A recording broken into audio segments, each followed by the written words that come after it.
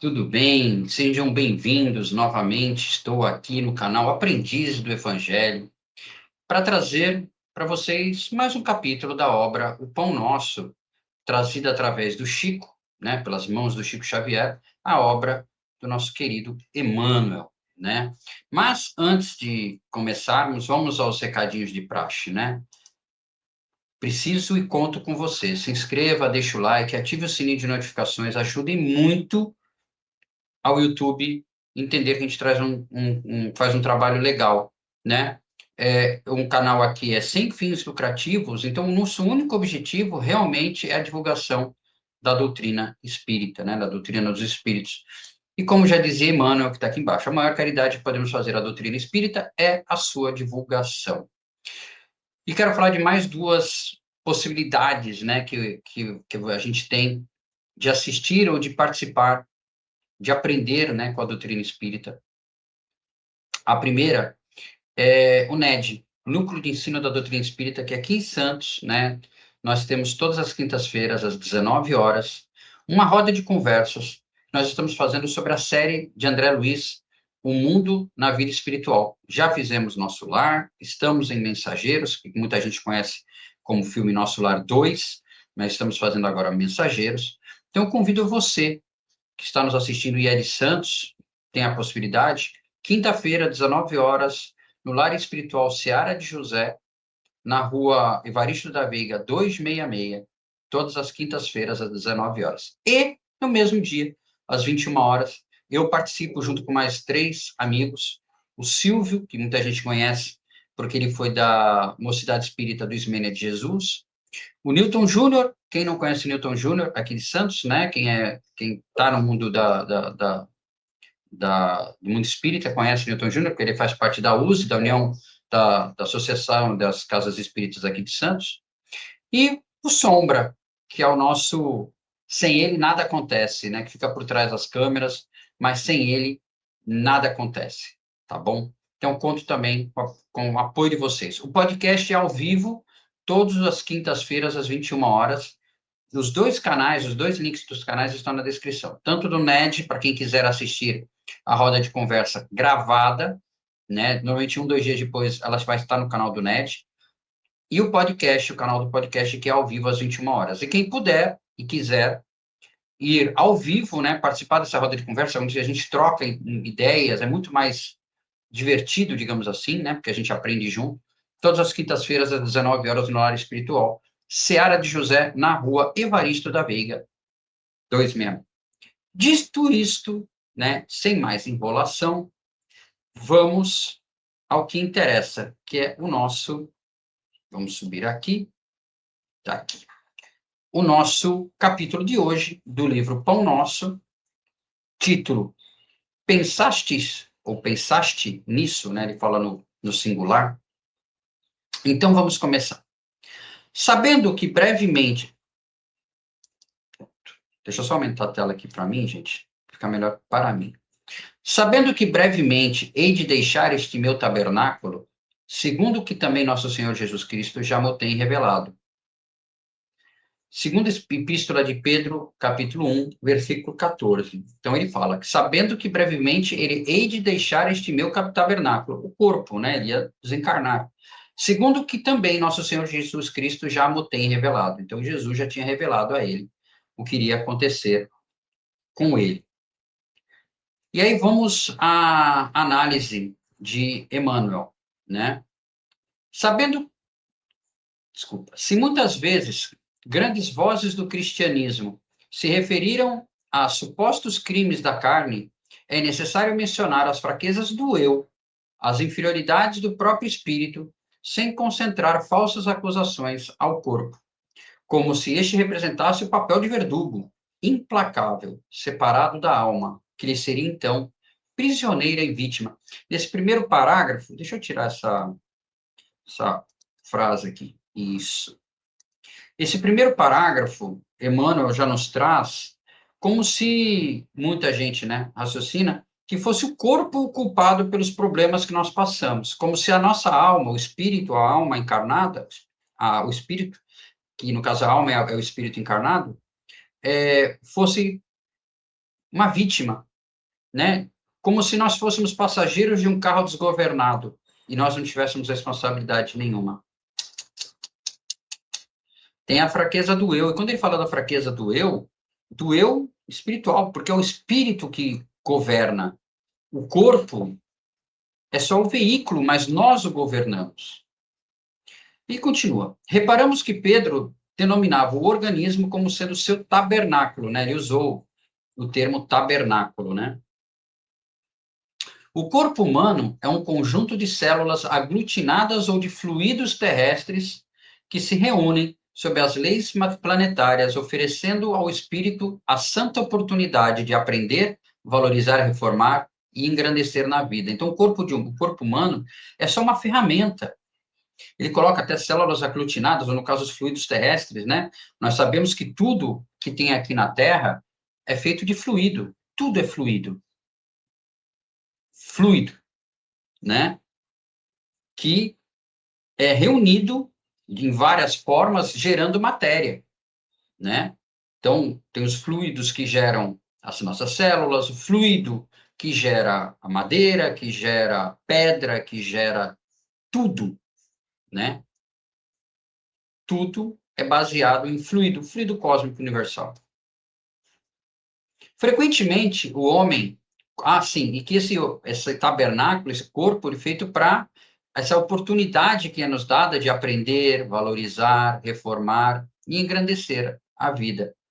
Então, essa é a ferramenta que nos é dada, enquanto espírito, para que nós possamos evoluir. Porque não evoluir no mundo espiritual é possível? Pode até ser, mas é mais lento.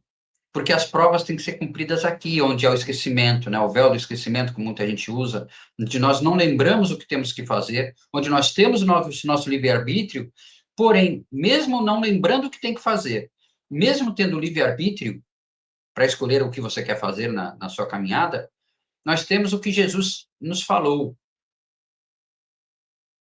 Nós temos a lei divina dentro de nós sabemos o que é certo e o que é errado.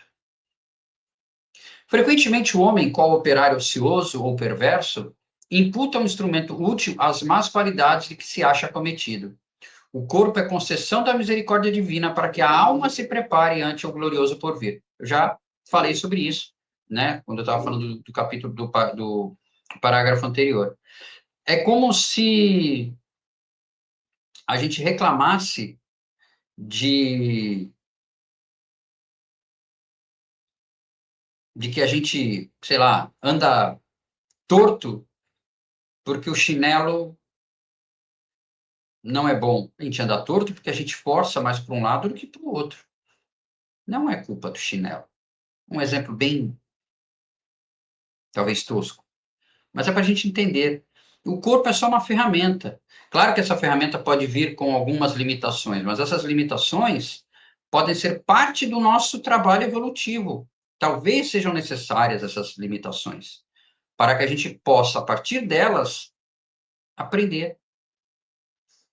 Nada é castigo. Aqui não é um local de castigo. Aqui é uma escola de aprendizado. Então, tudo que nós temos, e que a gente às vezes não entende por quê, problemas de saúde, financeiro, seja o que for, vem para nos auxiliar na caminhada. Até a riqueza, até o excesso de dinheiro é uma ferramenta de aprendizado, para que nós não gastemos mal, para que a gente, com a possibilidade de ter esse dinheiro, claro que a gente pode ter uma vida boa, mas que a gente auxilie os outros também. E a pobreza também não é desculpa para não fazer bondade, para não fazer caridade. Você pode orar, você pode rezar pelos outros, você pode orar pela humanidade. Então, tudo que nós temos, uma doença, problema financeiro ou excesso de dinheiro, excesso de saúde, digamos assim, um corpo que não tem problema de saúde nenhum, que bom! Usa esse corpo para ajudar o próximo. Longe da indébita acusação à carne, reflitamos nos milênios despendidos na formação desse tabernáculo sagrado no campo evolutivo. Se a gente olhar durante a evolução da espécie humana, o quanto o nosso organismo, corpo, tabernáculo, evoluiu para que a gente possa ter todas as facilidades que nós temos hoje. Lembrem-se quando a Terra foi formada, dos primeiros humanoides, né, que não tinham, o cérebro não estava nem preparado para aprender a verbalizar, e hoje nós temos um cérebro que pode aprender N línguas. Hoje nós temos cérebros que permitem ter inteligência para construir prédios, aviões, foguetes, irmos à Lua, pensarmos em criar até estações para moradia na Lua, em Marte. Então, olha quanto o organismo humano evoluiu para se preparar para que nós tivéssemos o que nós temos hoje, nas inteligências humanas. Só temos que saber usá-las para o bem, né? Já pensastes que há um espírito imortal dispondo na Terra por algum tempo de valiosas potências concedidas por Deus às tuas exigências de trabalho? Foi o que a gente falou agora há pouco. Nós não somos isso aqui é temporário. Eu vou falar por mim, não tenho pressa de voltar para o mundo espiritual, não tenho mesmo. Mas isso aqui é temporário. É temporário. A nossa verdadeira vida é lá no mundo espiritual. Eu não lembro quem usou esse termo, e me desculpem, então eu prefiro não dar nenhum nome, mas é uma vida, várias existências. A vida é uma só. Se a gente pudesse fazer um paralelo, é como se nós fôssemos um ator. Um ator, pessoa física, tem a vida dele, mas durante a existência, a vida dele tem várias existências. Em cada novela, filme, peça que ele faz, ele tem um personagem. E ele tem que fazer aquele personagem ser o melhor possível. É o que a gente tem que fazer aqui. A nossa vida não começou quando nós nascemos e não vai terminar quando nós desencarnarmos. Ou como morrermos, né? Porque é a carne que fica. O espírito vai e continua a sua caminhada até uma próxima oportunidade que nos será dada, se Deus assim permitir, para continuarmos a nossa evolução. Pode demorar pouco, muito, pode demorar pouco para voltarmos, né? Então, que a gente aproveite agora. Você imagina ser desencarnado, lembrando, né, descobrindo que deixou coisas a fazer e que teve oportunidade e não fez, como ajudar o próximo. Não estou falando de grandes obras, não. Coisas pequenas. Oportunidades que o dia a dia te dá e você acaba não absorvendo. E aí você quer voltar o mais rápido possível. E aí você olha a tua senha da próxima encarnação. Xiii, vai demorar 10 anos, 20 anos, 100 anos. Que para o espírito, um século é um minuto. Mas você já imaginou?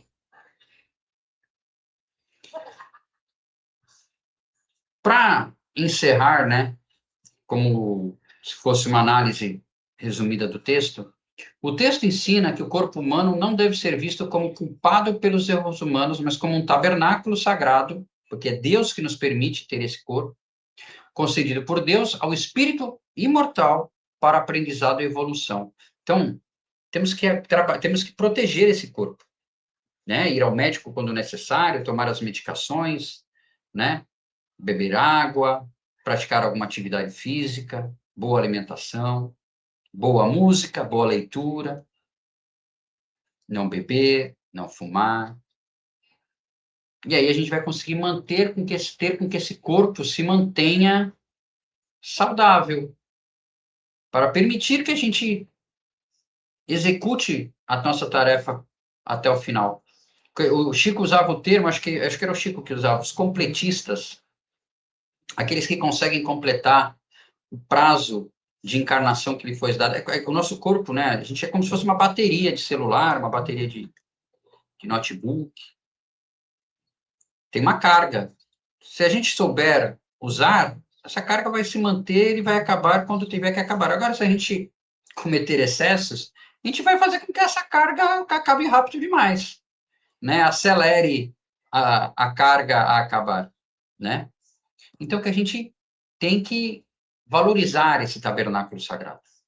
Pedro mostra que o corpo é instrumento divino de trabalho, aperfeiçoamento e iluminação interior.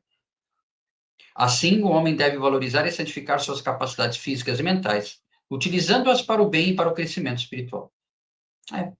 Não só seu, como do próximo. E aqui tem uma arte que eu pedi para a IA fazer sobre o capítulo, e quem quiser, só mandar um e-mail pro aprendizevangelho.oficial@gmail.com, também está lá na descrição, e eu mando as artes de todos os capítulos, mando até o PDF, a apresentação, se quiser. Então está aqui, ó, o corpo como nosso tabernáculo sagrado, a frase que Pedro nos traz na segunda epístola, sabendo que brevemente hei de deixar este meu tabernáculo, segundo o que também nosso Senhor Jesus Cristo já me tem revelado.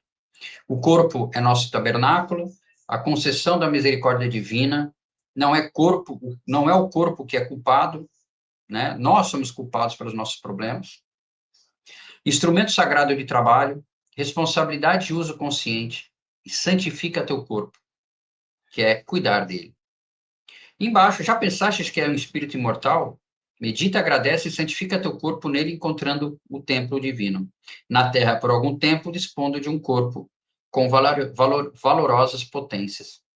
A gente tem que agradecer tudo que nosso corpo nos proporciona. Porque até um problema de saúde é para nosso aprendizado. Às vezes é necessário. Teu corpo é templo, honra-o, cuida-o, santifica-o, nele habita o divino, porque Jesus falou, vós sois deuses, podeis fazer isto e muito mais, se tiverdes a fé do tamanho de um grão de mostarda. Significa o quê? Que nós temos essa chama divina, né, dentro de nós. Foi isso que ele quis dizer quando disse que nós somos imagem e semelhança do Pai. Porque nós temos dentro de nós as leis divinas, essa chama que brilha dentro de nós e que nós sabemos o que é certo e o que é errado. Então, que tenhamos fé na caminhada e que cuidemos melhor do nosso corpo e utilizemos ele como ferramenta para caridade, para ajuda ao próximo, para fazer o bem. Porque Allan Kardec já disse, fora da caridade não há salvação. Então, é por esse caminho que devemos seguir. Não percam o próximo capítulo, no próximo domingo, capítulo 13, Estações Necessárias. Então, quero agradecer mais uma vez a todos vocês que me acompanharam nesse domingo. Até o próximo domingo, se Deus quiser. E Ele quer. Fiquem com Deus.